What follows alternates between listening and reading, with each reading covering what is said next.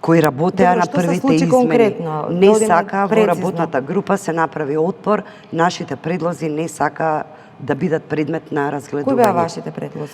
Нашите предлози беа после 20 години прв пат да увидиме, рековме дека ќе разговараме на поедноставен начин, за да може сите да не разберат дека ова што Маријан го говореше, дека долгот од 1000 денари не може денот кој ќе дојде предметот кај мене во канцеларија да биде 10.000. Дадовме решение насловено е како пријателско намирување на спорови. Тоа особено се однесува на предметите за долгови кои произлегуваат од комуналните дејности.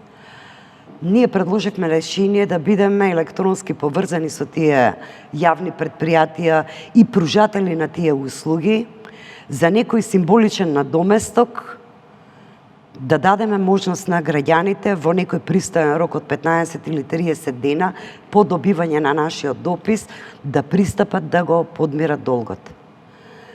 Символичниот надоместок колку беше и кој од каде не најдов? Мислам, кој не најде на разбирање на овој предлог?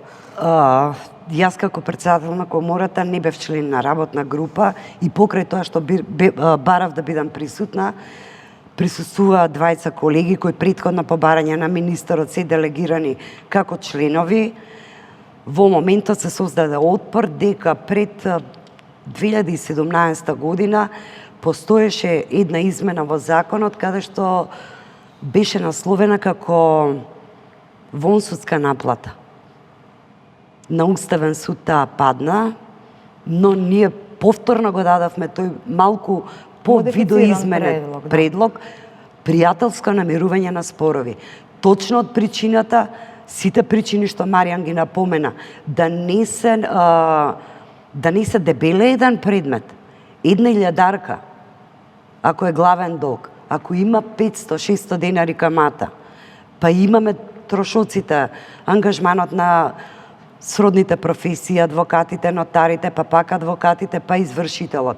Во моментот јас сакам да напоменам дека веќе повеќе од 6 години комуналните предмети ние ги работиме за награда од 2, 5 и максимум 10 евра. Веќе е неиздржлив притисокот од јавноста